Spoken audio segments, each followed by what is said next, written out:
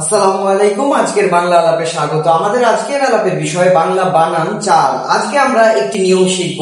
আমাদের আজকের নিয়মটি হলো, যদি কোনো বানানে দীর্ঘ ইকার থাকে এবং তারপরে ত ত বফলা ত আকার তা দন্ত ন দীর্ঘ ইকার নি প্রত্যয় যুক্ত হয়ে নতুন শব্দ তৈরি হয়, তাহলে সে বানানটিতে দীর্ঘ ইকারটি পরিবর্তিত হয়ে হ্রস্ব ইকার হবে।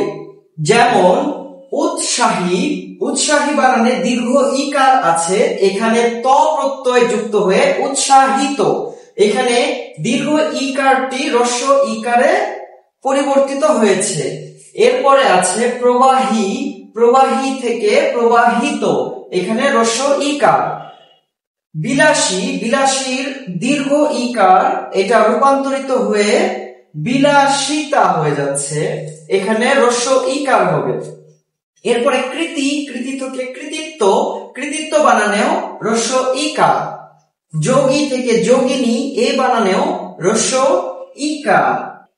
উপকারী, উপকারী বানানে দীর্ঘ ইকার, উপকারিতা বানানে হ্রস্ব ইকার। পারদর্শী বানানে দীর্ঘ ইকার, পারদর্শিতা বানানে হ্রস্ব ইকার।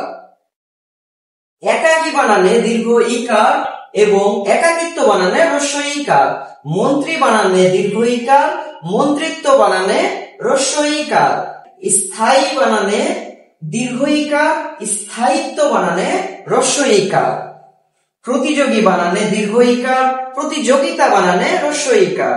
মায়াবী বানানে দীর্ঘ ইকার, মায়াবিনী বানানে হ্রস্ব ইকার। সহযোগী বানানে দীর্ঘ ইকার, সহযোগিতা বানানে হ্রস্ব ইকার।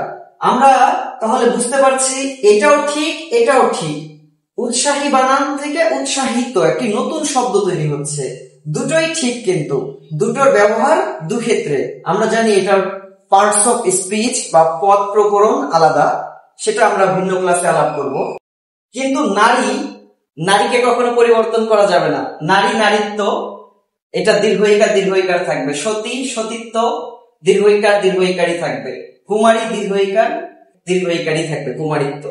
কুমারী, কুমারিত্ব, কুমারী বানানো দীর্ঘ ইকার, কুমারিত্ব বানানো দীর্ঘ ইকার। সতী বানানে দীর্ঘ ইকার, সতীত্ব বানানো দীর্ঘ ইকার। নারী বানানে দীর্ঘ ইকার, নারীত্ব বানানো দীর্ঘ ইকার। নারীকে কখনোই পরিবর্তন করা যাবে না।